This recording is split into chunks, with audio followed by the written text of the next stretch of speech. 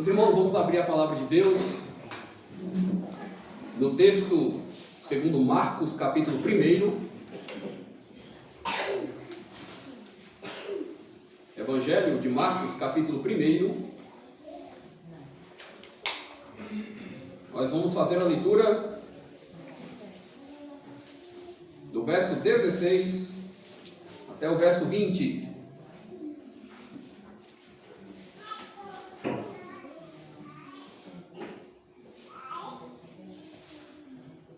Marcos, capítulo 1, do verso 16 ao verso 20.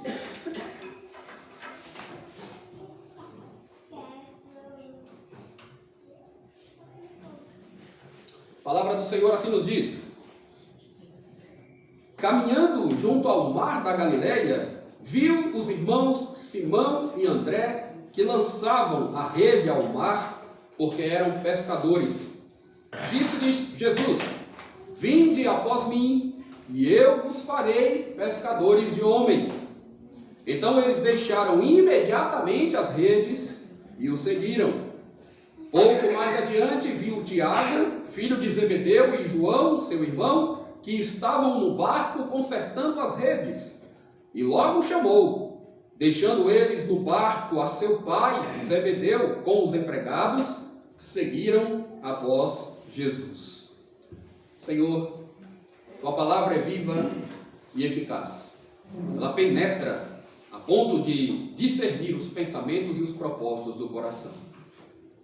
Confiados nisso e sabendo que o Senhor cumpre os teus propósitos, nas sementes que o Senhor lança no terreno do coração dos homens, pedimos a Ti, ó Deus, que nos traga a Tua luz nesse momento. Que nos traga o conhecimento da Tua verdade, que nos traga mais compromisso e mais santidade, que nos faça, ó Deus, perceber a Tua vontade revelada para vivermos de acordo com ela, obedecermos ao Senhor, consagrarmos o nosso viver, ó Deus, a Ti. Que os nossos pensamentos, palavras e ações reflitam a nossa fé e a nossa confiança no Salvador Jesus Cristo. Em nome de quem nós também oramos. Amém. Meus irmãos, discipulado é um dos grandes temas da Bíblia. Nós podemos observar que ao longo da história, Deus levanta homens para encorajar e chamar outros homens em seu próprio nome, a fim de que eles façam o seu serviço. Constantemente nós encontramos na Bíblia exemplos de pessoas a quem Deus chama, prepara, treina e capacita para realizar a sua obra. Nós podemos, por exemplo, perceber que Josué foi um discípulo de Moisés, que Eliseu foi um discípulo de Elias, que Timóteo foi um discípulo do apóstolo Paulo, que Marcos, que escreveu este evangelho, foi um discípulo do apóstolo Pedro. E nós temos aí, inclusive, outros exemplos que poderíamos mencionar. Portanto, discipulado, a ideia de que nós devemos ser disciplinados em seguir o nosso mestre, em seguir alguém que Deus levanta para nos dirigir, para nos liderar, a fim de realizarmos o seu serviço na obra do reino, é algo perceptível. É um dos grandes temas do cristianismo. Nós somos chamados, afinal de contas, para sermos discípulos de Jesus. Nós somos chamados para sermos seguidores de Jesus Cristo. Mas o que isso significa? Pare para pensar, reflita. O que significa ser um discípulo de Jesus? Você é um discípulo de Jesus? Muitas pessoas dizem que acreditam em Jesus, que amam a Jesus, que conhecem a Jesus, que tiveram uma visão de Jesus, que sentiram a presença de Jesus, que foram transformadas por Jesus. Mas como é que isso pode ser demonstrado? Como é que isso pode ser provado? Aliás, meus irmãos, existem sinais e evidências destas coisas. Nós podemos apresentá-las. Há como nós declararmos ou percebermos que alguém é um verdadeiro discípulo de Jesus? Há como nós avaliarmos a nós mesmos para saber se somos discípulos de Jesus Cristo? Isso é importante, inclusive, porque quando faço este exercício, quando proponho estas coisas aqui, meus irmãos, Eu estou, em outras palavras, também dizendo que nós devemos nos autoexaminar. E é o que nós fazemos, inclusive, toda vez que participamos da Santa Ceia. O apóstolo Paulo diz: examinai, pois, o homem a si mesmo, para discernir, e assim coma do pão e beba do cálice. Nós precisamos fazer uma autoavaliação. Nós temos, de fato, nos portado como crentes, como testemunhas de Jesus Cristo. Nós somos discípulos do Senhor Jesus. Isso é demonstrável, meus irmãos. E nós vamos perceber aqui que Jesus Cristo está estabelecendo as bases do reino de Deus. Ele já venceu as tentações de Satanás no deserto. Ele se mostrou vitorioso sobre o mal. Nós já vimos que Jesus Cristo foi batizado, ouviu a voz do céu, do Pai, dizendo: este é o meu Filho amado, em quem eu me comprazo. Nós já percebemos, meus irmãos, que temos alguém que é poderoso e que nos ajuda a vencer o nosso próprio pecado e as nossas próprias tentações. Agora Jesus está recrutando pessoas. Agora Jesus está começando a formar uma equipe de trabalho.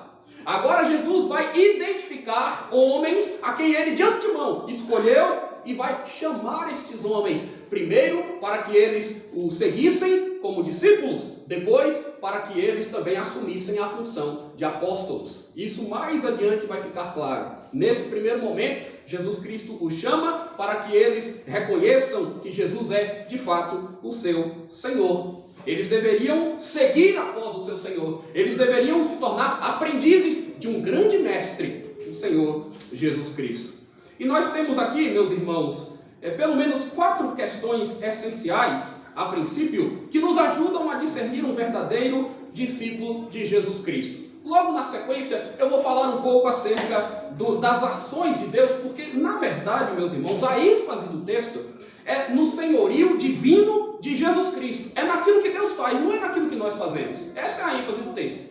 Porém, como também o texto nos fala acerca deste discipulado, acerca deste significado de andar com Jesus Cristo, eu quero estabelecer aqui 4 pontos essenciais que fazem parte da vida de um discípulo verdadeiro do Senhor Jesus. Em primeiro lugar, o discípulo de Jesus discerne a voz do seu Senhor.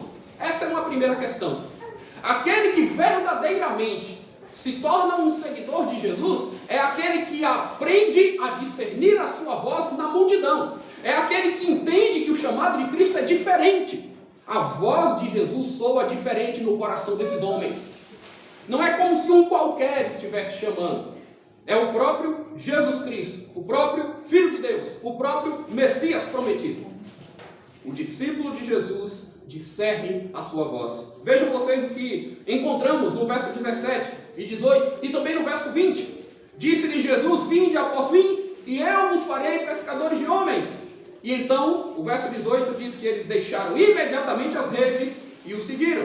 No verso 20, o procedimento se repete, agora com outros homens. Logo o chamou, deixando eles no barco a seu pai, Zebedeu, com os empregados, seguiram após Jesus. O discípulo de Jesus discerne a voz do seu Senhor. João capítulo 10, versículo 27, Jesus diz: as minhas ovelhas ouvem a minha voz. As minhas ovelhas ouvem a minha voz, eu as conheço e elas me seguem. As minhas ovelhas ouvem a minha voz, eu as conheço e elas me seguem. Então, meus irmãos, observem que ao ouvir este chamado, os discípulos não hesitaram, os discípulos não tiveram dúvidas, os discípulos não colocaram obstáculos. Eles entenderam que aquele chamado era urgente e especial. É a voz de Deus. Quando Deus chama os homens para que eles creiam, quando Deus bate a porta do nosso coração, quando Deus traz esse despertamento para a nossa mente, quando Deus nos quebra o nosso coração endurecido, quando Deus resolve agir dessa maneira, meus irmãos, então nós, mesmo que sejamos pecadores e mesmo que sejamos resistentes, nós reconhecemos que esta é a voz do Senhor e nós o seguimos. Então o discípulo de Jesus é aquele que ouve, que discerne a sua voz. O discípulo de Jesus não apresenta oposição à voz de Cristo. O discípulo de Jesus não fica questionando a palavra de Deus. O discípulo de Jesus não é rebelde ao chamado de Deus. ele se coloca nas mãos do seu Senhor, porque ele ouve e entende: esta é a voz do meu Deus, este é o meu Deus que está me chamando. E é basicamente isto o que vai acontecer aqui. Observe que o verso 16, verso anterior aos que nós lemos aqui em destaque, diz que Jesus estava caminhando junto ao mar da Galileia. Meus irmãos, aqui, na verdade, nós não temos um mar, como costumamos entender. Tá? Era um lago. O mar da Galileia, na verdade, era um lago de água doce, que ficava abaixo do nível do mar, cercado de montanhas, com águas frescas, e onde se encontravam ali um volume muito grande de espécies diferentes de peixes. Havia naquela região uma grande atividade pesqueira, uma grande indústria pesqueira. Os pescadores ali viviam basicamente disso, muitas famílias viviam basicamente da atividade da pesca, e eles exportavam então peixes para todo o território de Israel, inclusive até mesmo atravessando as fronteiras. Era uma atividade rentável, era um comércio que de fato trazia lucro para aqueles que resolviam adentrar nesse empreendimento. Ainda assim, eram pessoas simples aqui. Nós tínhamos muitos trabalhadores, muitos homens simples que viviam, aliás, na Galileia. Vamos nos lembrar o que era a Galileia, né?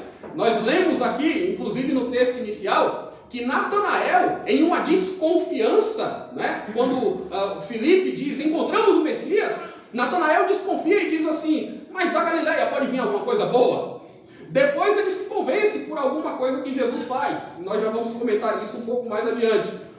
Mas Jesus estava na Galileia, irmãos. Galileia não era um lugar de homens poderosos, de homens ricos, né, de homens muito bem-sucedidos, embora a atividade da pesca aqui atraísse muita gente para aquele local, ou pelo menos o comércio era muito bem-sucedido nesse sentido. Era uma região que nesse sentido era privilegiada.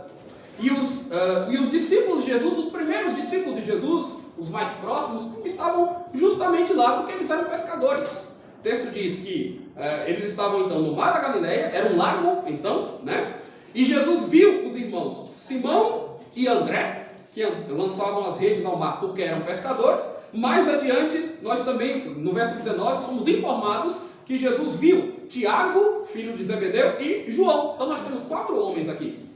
Dos 12 que se tornaram 12 apóstolos, Jesus aqui já está chamando 4 deles. Aliás, os mais próximos. Do conjunto de 12 apóstolos que Jesus selecionou, 3 deles ou 4 deles eram mais próximos. Justamente esses: Pedro, Tiago, João e André. Exatamente esses 4. Então, não é por acaso, né, que eles aparecem aqui também em um primeiro plano na narrativa do evangelista Marcos. Muito bem, meus irmãos.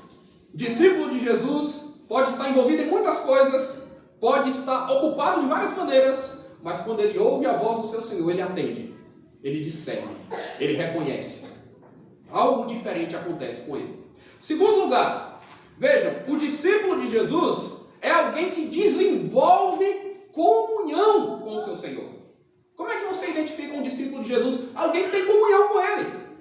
Então ele não só está atento à voz de Deus, ele não só é submisso à voz de Deus, ele não só é obediente, ele se cala e obedece quando Deus fala, mas também, meus irmãos, mais do que isso, vai além.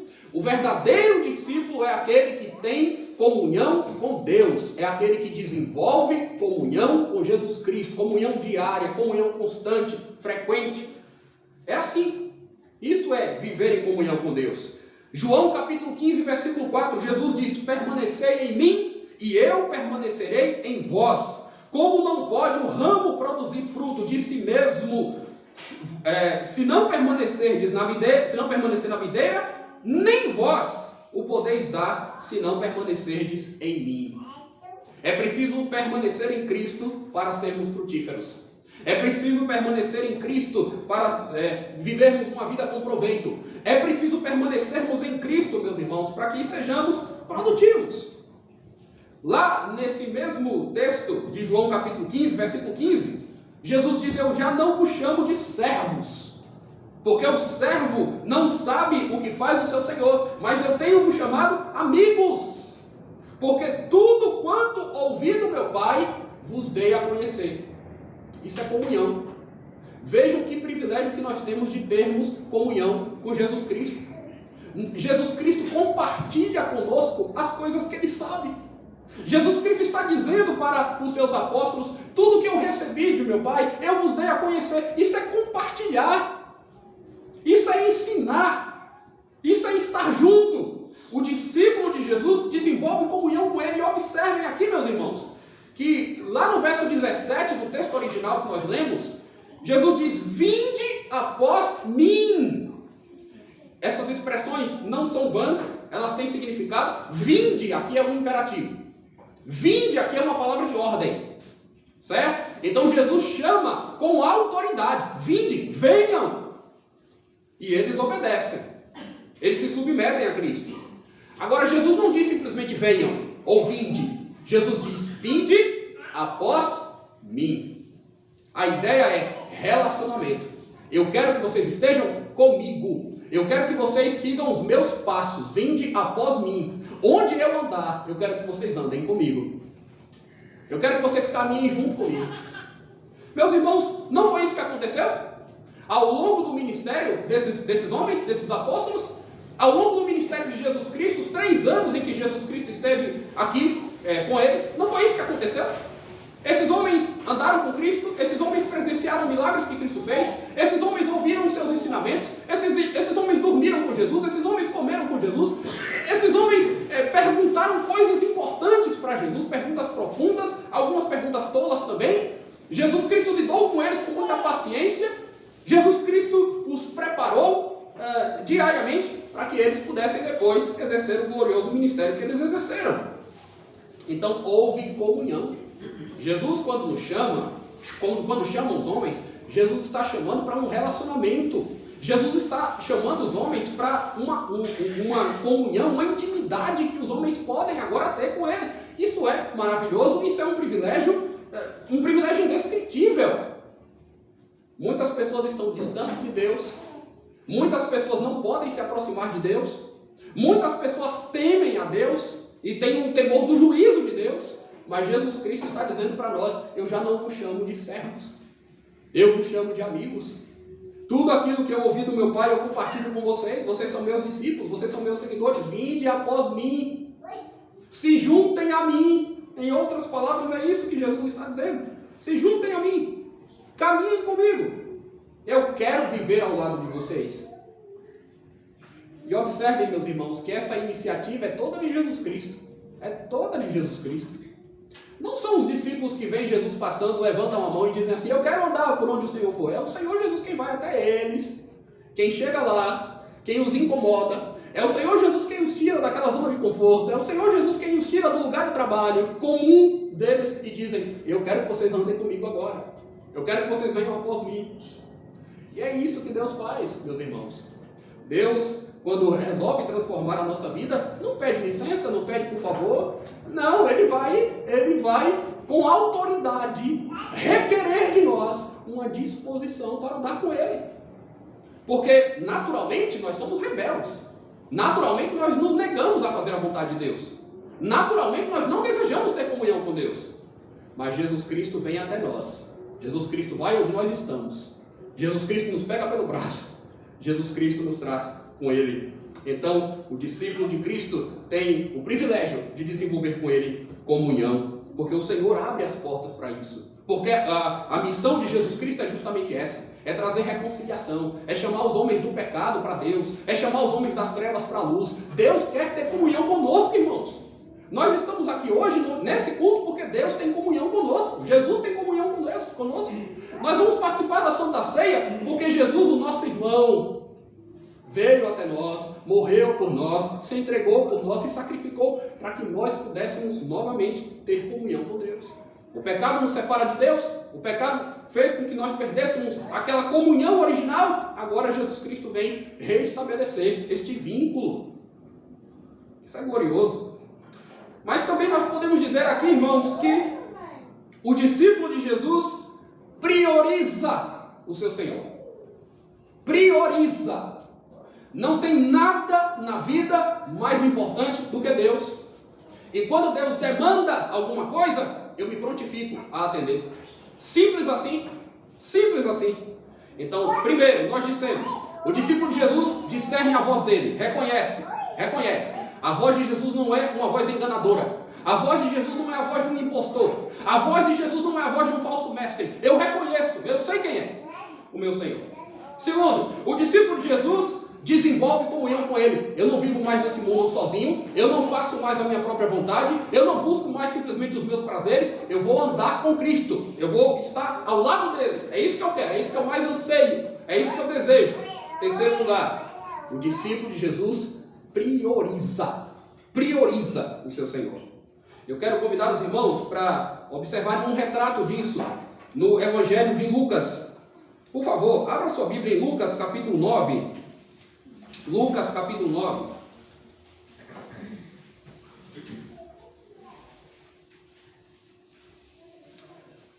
Eu quero que você veja comigo primeiro os versos 23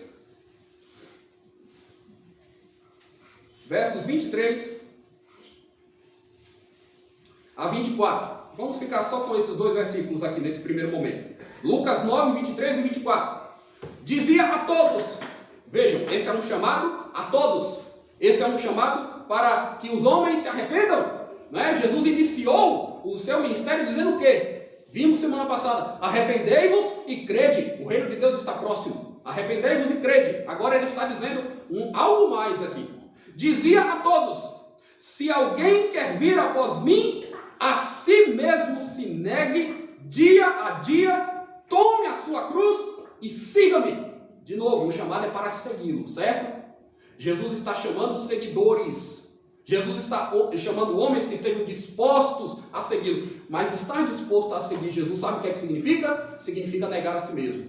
Estar disposto a seguir a Jesus é dizer não para nós mesmos, para o nosso pecado, para o nosso eu. É crucificar o nosso ego. Tome a sua cruz e aí siga-me. Pois quem quiser salvar a sua vida, o que é que vai acontecer? Perdê-la. E quem quiser perder a vida por minha causa, esse salvará. Sabe o que é que isso significa? Jesus está nos chamando para perdermos a nossa vida. Isso soa radical? É radical. Jesus está dizendo, morram para vocês mesmos. Morram. Aquele que verdadeiramente se torna um discípulo de Jesus, morre para si, a fim de viver para Deus. É isso que Paulo ensina, inclusive, nas suas epístolas. Nós devemos morrer para o nosso pecado, nós devemos morrer para o nosso ego, nós devemos morrer para a nossa própria vontade, para o nosso próprio desejo, e nós devemos ressuscitar em Cristo. Nós devemos nos desvestir do velho homem, da velha natureza, e nós devemos nos revestir do novo homem, da nova natureza que Deus constrói em nós. Então, meus irmãos, nós temos esse versículo em primeiro plano, mas eu quero ver um outro. Por favor, ainda no capítulo 9, me acompanhem no verso 57, a partir do verso 57. Lucas 9, a partir do verso 57 até o verso 62. Vejam vocês como as pessoas são postas em prova aqui. Indo eles caminho fora, alguém lhe disse, seguir-te-ei por onde quer que fores. Seguir-te-ei por onde quer que fores. Parece bom, né? As pessoas rapidamente se mobilizam, alguns deles se mobilizam, estão encantados com o que Jesus está fazendo, percebem que existem vantagens em andar com Jesus Cristo, então as pessoas se reúnem ali e vão até ele e dizem, Senhor, nós vamos te seguir por onde quer que o Senhor for. E aí Jesus responde para eles uma coisa inesperada, Jesus diz, não é tão fácil como vocês pensam não. Verso 58, Jesus lhes respondeu, as raposas têm seus covis e as aves dos céus ninhos, mas o Filho do Homem não tem onde reclinar a cabeça. É como se Jesus estivesse dizendo para eles, é isso que vocês querem da vida de vocês? Porque essa é a minha vida. É isso que vocês querem? Vocês estão dispostos a renunciar pelo reino de Deus? Porque o reino de Deus envolve renúncia. Envolve renúncia. Meus irmãos, quando nós somos convertidos pelo poder de Deus, e quando nós cremos no Evangelho, o que muda não é a logística da nossa vida. Sabe? Não são coisas superficiais que mudam. De repente eu não ia para a igreja, agora eu vou começar a ir todo domingo. Não é isso não. Não é isso não. Quando há uma verdadeira conversão, uma verdadeira transformação do nosso coração, nós entendemos que Deus se torna prioridade absoluta todos os dias e em tudo que eu faço. Em tudo que eu faço, onde quer que eu esteja, com quem quer que eu esteja, Deus é a minha prioridade, absoluta e máxima, indiscutível, inegociável. É isso que muda. Então, não é simplesmente que eu passo a ter uma nova esperança, não é simplesmente que eu passo a seguir uma nova filosofia, não. É uma transformação de caráter, é algo profundo. Verso 59, olha só. A outro disse Jesus, segue-me. Observe como Jesus vai no seu ministério chamando os homens. Ele vai chamando os homens. Segue-me. O que é que ele diz? Ele, porém, respondeu, permite-me ir primeiro sepultar meu pai. Verso 60, mas Jesus insistiu, deixa os mortos os sepultar os seus próprios mortos, tu, porém, vai e prega o reino de Deus. Verso 61, outro lhe disse, seguir-te-ei, Senhor, mas deixa-me primeiro despedir-me dos de casa. Verso 62, mas Jesus lhe replicou, ninguém que tendo posto a mão no arado, olha para trás, é apto para o reino de Deus. Vocês perceberam o que está acontecendo? Jesus está chamando as pessoas e as pessoas estão colocando condições. As pessoas estão dizendo, Senhor, tudo bem, eu vou te seguir, mas primeiro eu vou resolver um problema aqui, um problema maior na minha vida. Senhor, eu vou te seguir, mas primeiro eu vou me despedir de algumas pessoas queridas. Senhor, eu vou te seguir, mas primeiro me deixa organizar as coisas para me tornar um discípulo teu. E o que Jesus está deixando muito claro é, prioridade é Deus. Prioridade é Deus.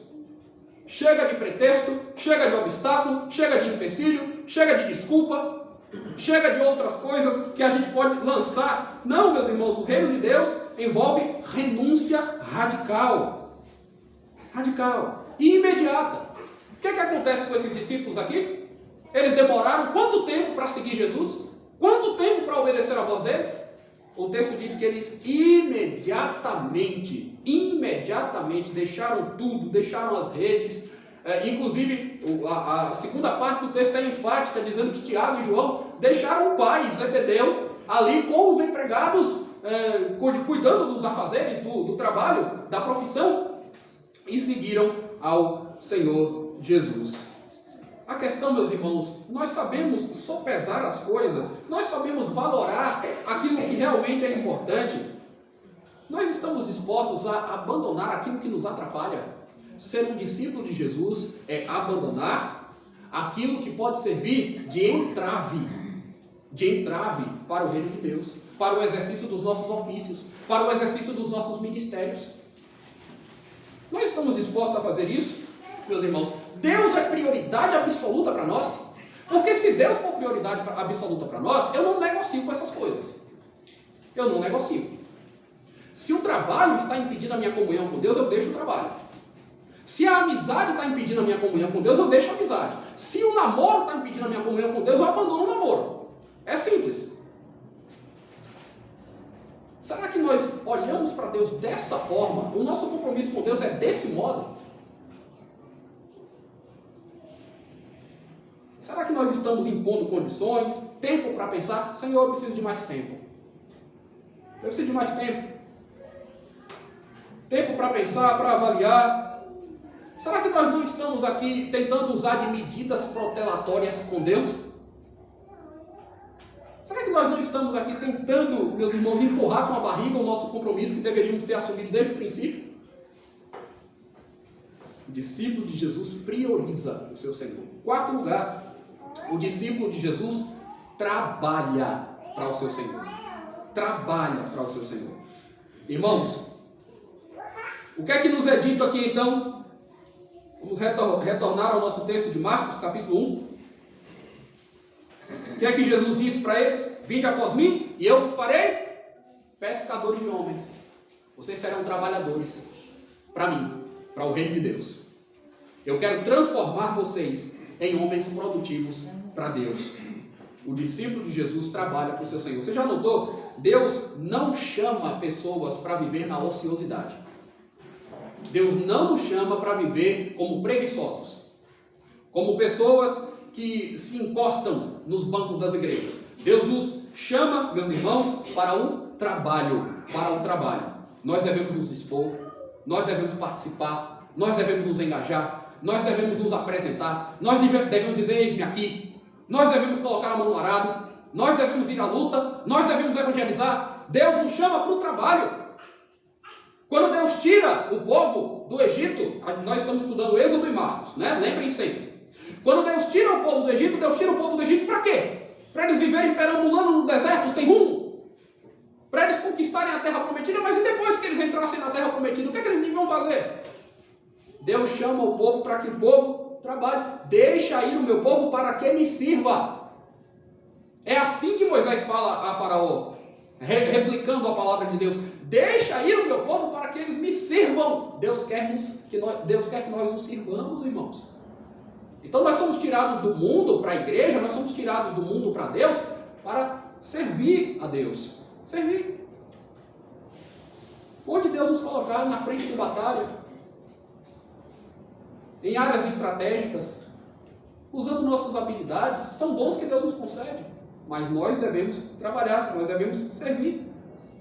Quando Deus estabelece uma igreja, é para que essa igreja seja dinâmica, seja produtiva, evangelize, produza, trabalhe. Em João capítulo 5, verso 17, Jesus diz: meu Pai trabalha até agora e eu trabalho também.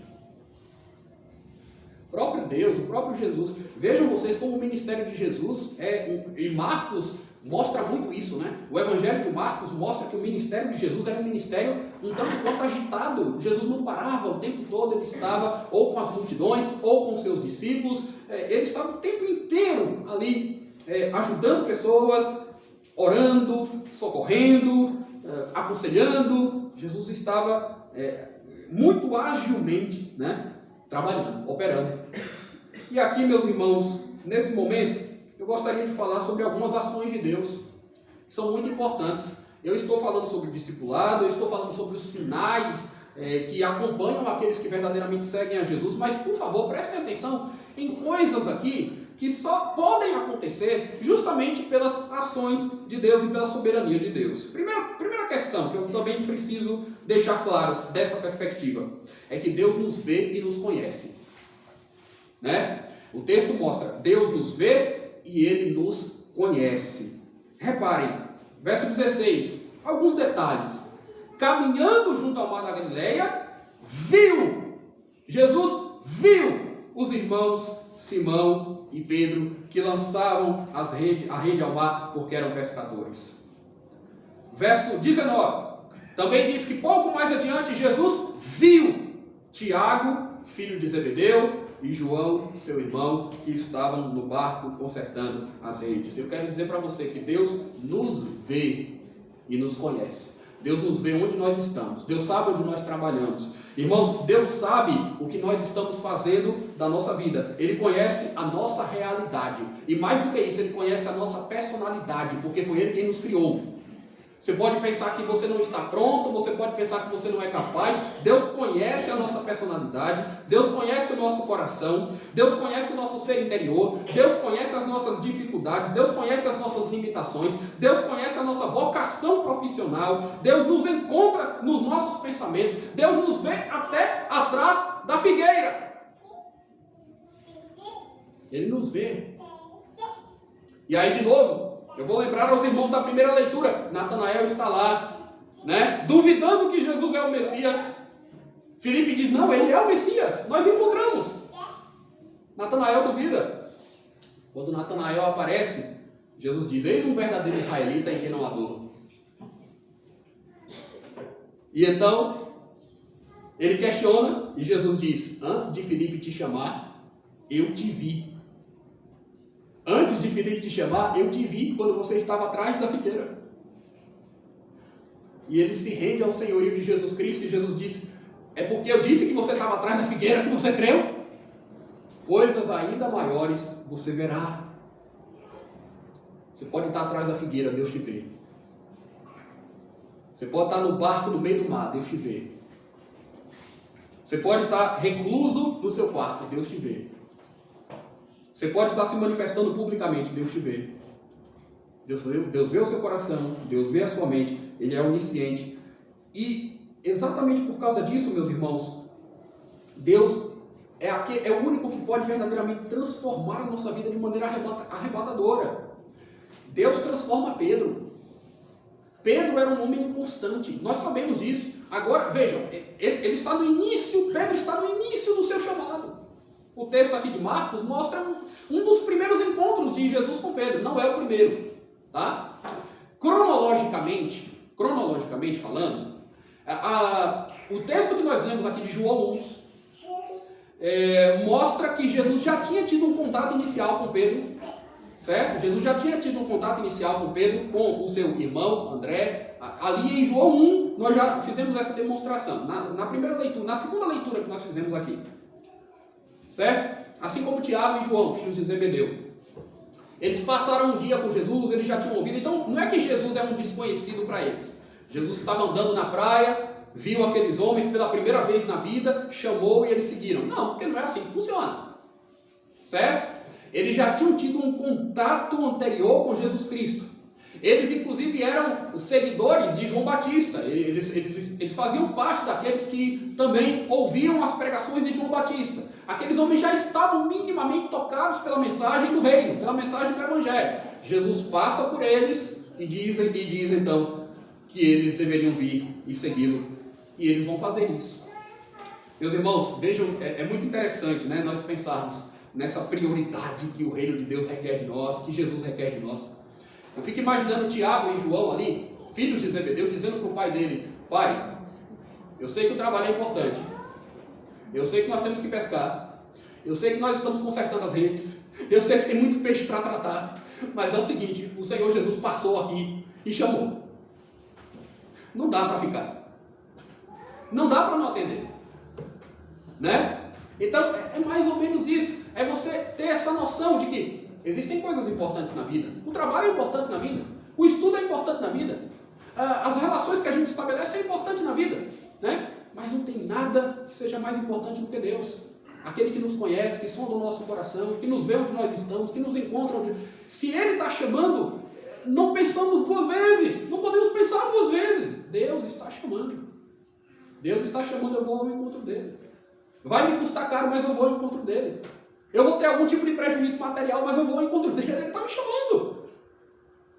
Quando Ele chama, a gente obedece. Ele nos vê, Ele nos conhece. Segundo ponto aqui, é que Deus nos chama e nos capacita.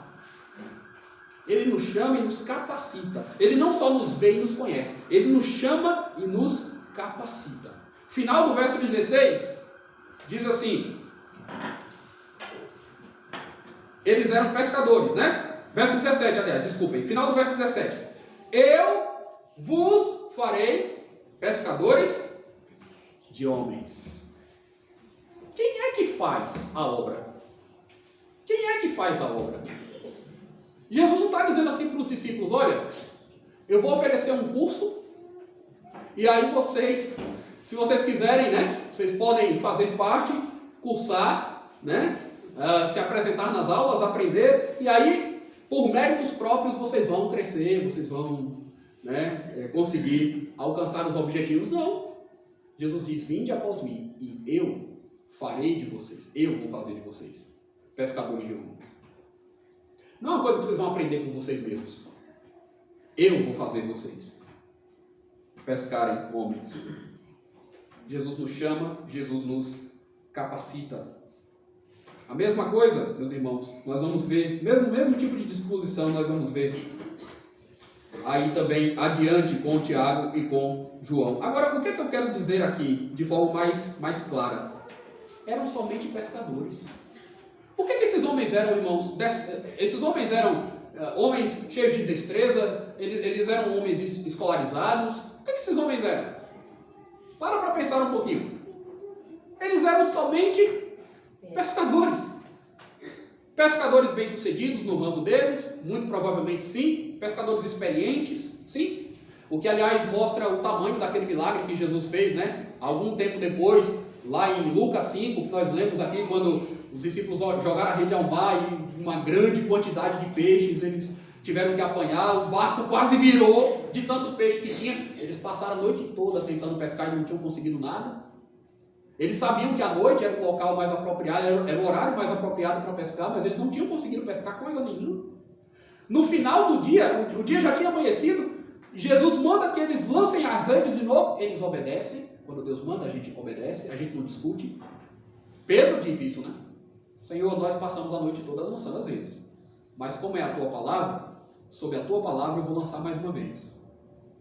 Se a palavra manda, se a palavra de Deus vem com autoridade, a gente ouve. É simples assim. Não faz sentido, não é lógico, não é racional, não tem nada a ver. Mas Deus está mandando, eu faço.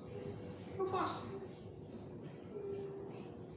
Eles eram pescadores, mas eles se tornaram os maiores pregadores e mensageiros de todos os tempos. Pescadores. O que é que Deus não pode fazer na vida de uma pessoa? Eles eram iletrados, humildes. Jesus não está chamando escribas, doutores da lei, fariseus. Jesus não está chamando saduceus, oradores gregos, autoridades romanas, nesse momento aqui, para serem seus discípulos mais próximos, para serem apóstolos. Não. Jesus está chamando homens simples. Jesus está chamando homens comuns. O que é extraordinário é aquilo que Deus vai fazer na vida deles. Não é aquilo que eles vão fazer por si mesmos. O poder de Deus se manifesta na fraqueza. Deus envergonha os homens fortes e as coisas notórias desse mundo através dos fracos. Não é? Jesus chama os fracos. Jesus chama aqueles que nada são, para que o poder de Deus se manifeste, para que a glória de Deus se reverbere. Por último, irmãos, vejam, Deus cumpre planos e opera através de nós. Deus cumpre planos e opera através de nós. Verso 17, parte B, de novo, eu vos farei. É um plano, é uma meta, é um propósito de Deus. Isso, o verbo está no futuro. Eu vos farei pescadores, vocês ainda não são, mas eu tornarei vocês pescadores de homens. Quando Deus nos chama, Ele tem um propósito. Quando Deus nos chama, Ele tem um plano. Ele quer nos tornar algo melhor. Ele quer nos tornar servos melhores, crentes melhores.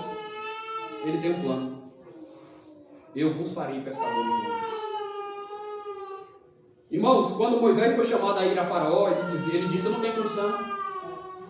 Quando Jeremias foi chamado por Deus, ele disse, eu não sei falar. Quando os apóstolos foram chamados, eles estavam consertando as redes e pescando peixe. Jesus vai usá-los para lançar os fundamentos da igreja. Eles vão apresentar credenciais extraordinárias, eles vão realizar milagres, eles vão enfrentar os poderosos da terra, eles vão ser luzeiros no mundo de trevas, eles vão ser grandes testemunhas da ressurreição. Homens simples, pescadores. Mas num único sermão de Pedro, 3.000 pessoas foram convertidas. Quem está pregando? Um pescador. Foi um pescador tirado lá da Galileia, do mar da Galileia, do lago, na região desprezada da Galileia. Sim.